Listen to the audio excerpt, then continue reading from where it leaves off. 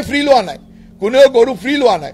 সকলোৱে গৰুসমূহ উচিত মূল্য দিয়ে। আৰু এইটো এইকাৰণে কৰিছিল যে তেওঁলোকৰ গোহালিটো প্ৰস্তুত হোৱা নাছিল, যে এই 90জনী গীৰ গাই কাক দিয়া হৈছিল আৰু কোনে কোনে লৈছিলে নিয়ে 90জনী গীৰ গাই। 90জনী গীৰ গাই কোনো ফ্ৰী লোৱা নাই, সকলোৱে কিনি লৈছে।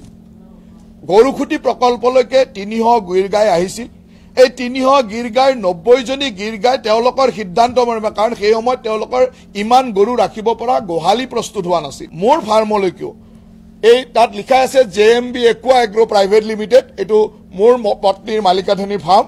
এই ফাৰ্মখনৰ নামত 20জনী গাই গৰু আমি কিনি লৈছিলোঁ আৰু তাৰ কাৰণে 13,20,000 টকা পেমেণ্ট কৰিছিলোঁ। এতিয়া এই ঘটনাটোকে তেওঁলোকে এনেকৈ এটা বজাব আৰম্ভ কৰিলে যেন অন্তৰ্ধান হ'ল, মোৰ ফাৰ্মলৈ গুচি গ'ল, মোৰ ফাৰ্মত মানে ডাঙৰ কেলেংকাৰী হ'ল।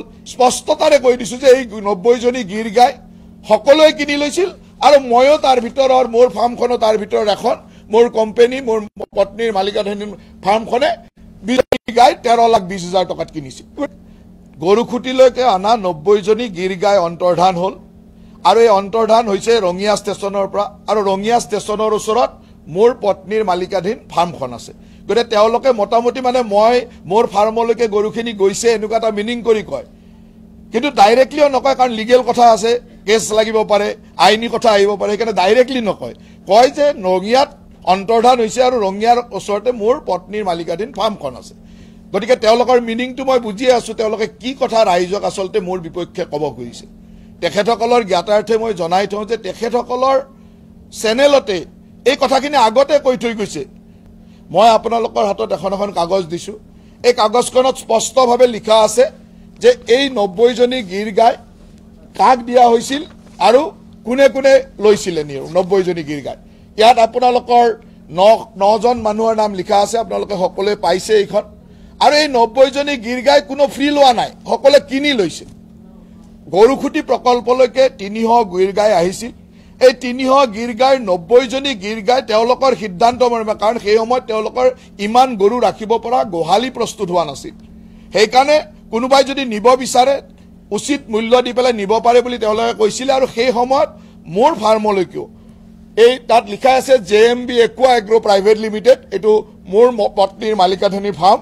এই ফাৰ্মখনৰ নামত 20জনী গাই গৰু আমি কিনি লৈছিলোঁ আৰু তাৰ কাৰণে 13,20,000 টকা পেমেণ্ট কৰিছিলোঁ। আৰু পেমেণ্ট কৰা যিখন বেংকৰ ৰচিদ সেইখনো আপোনালোকক বেকফালে দি দিছোঁ। বেংকৰ জৰিয়তে পেমেণ্ট কৰিছোঁ। গৰুখুটি প্ৰকল্পত এই NDDBৰ জৰিয়তে গৰুখিনি আহিছিল আৰু এই বেংকত 13,20,000 টকা পেমেণ্ট কৰা ৰচিদখনো মই দি দিছোঁ। আৰু সকলোৱে তেনেকৈ পেমেণ্ট কৰিছে। আৰু টোটেল এই 90জনী গীৰ গাইৰ লগত যিসকলৰ নাম আছে আপোনালোকে ইয়াতে চাওক, যে এজন Neeraj Bora, Babul Nath, MLA Kamalpur, MLA Gohpur, MLA Jonai, MP Mangaldai, vice chairman GMDA, এই সকলোৱে কোনে কেইটা গাই লৈছিলে, 2টা 10টা এনেকৈ পুৰা 90জনী গাই কোনে কোনে লৈছিলে আৰু সকলোৱে কিমান পইচা দিছে সেইটোও লিখা আছে। কোনেও গাই ফ্ৰী লোৱা নাই, কোনেও গৰু ফ্ৰী লোৱা নাই, সকলোৱে গৰুসমূহ উচিত মূল্য দিয়ে। আৰু এইটো এইকাৰণে কৰিছিল যে তেওঁলোকৰ গোহালিটো প্ৰস্তুত হোৱা নাছিল। তেওঁলোকৰ ইমান গৰু 300 গৰু ৰাখিব পৰা গোহালি নাছিলে। তেতিয়া এটা সিদ্ধান্ত ল'লে কোনোবাই যদি গৰুখিনি নিব খোজে নিব পাৰে। গতিকে আমি তেতিয়া মোৰ ফাৰ্মৰ কাৰণে, মোৰ পত্নীৰ মালিকাধীন ফাৰ্মৰ কাৰণে 13,20,000 টকা দি 20জনী গাই কিনি লৈ গৈছিলোঁ। এতিয়া এই ঘটনাটোকে তেওঁলোকে এনেকৈ এটা বজাব আৰম্ভ কৰিলে যেন অন্তৰ্ধান হ'ল, মোৰ ফাৰ্মলৈ গুচি গ'ল, মোৰ ফাৰ্মত মানে ডাঙৰ কেলেংকাৰী হ'ল। এনেকুৱা ইণ্টেনশ্যনেল কথাবিলাক ক'ব নাপায়।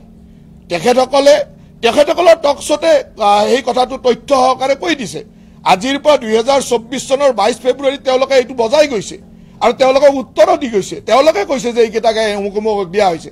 তাৰ পিছত এই 2025 চনত আৰু কি ইণ্টেনশ্যনেলি বজাইছে, কি উদ্দেশ্য, আৰু কংগ্ৰেছ দলৰ লগত তেওঁলোকৰ কি হনা পিটিকা, কি উদ্দেশ্যৰে বজালে সেইটো তেওঁলোকে প্ৰচাৰ কৰক, কওক যে কি উদ্দেশ্যৰে বজাইছে। গতিকে মই স্পষ্টতাৰে কৈ দিছোঁ যে এই 90জনী গীৰ গাই সকলোৱে কিনি লৈছিল আৰু ময়ো তাৰ ভিতৰৰ, মোৰ ফাৰ্মখনো তাৰ ভিতৰত এখন, মোৰ কোম্পানী, মোৰ পত্নীৰ মালিকাধীন ফাৰ্মখনে 20জনী গাই 13,20,000 টকাত কিনিছিল। গতিকে এইটো স্পষ্ট কথা। ইয়াত আৰু কি বিতৰ্ক কৰিব লাগে, ইয়াত কি ক্ৰাইম কৰিলোঁ মই বা মোৰ পত্নীয়ে কি ক্ৰাইম।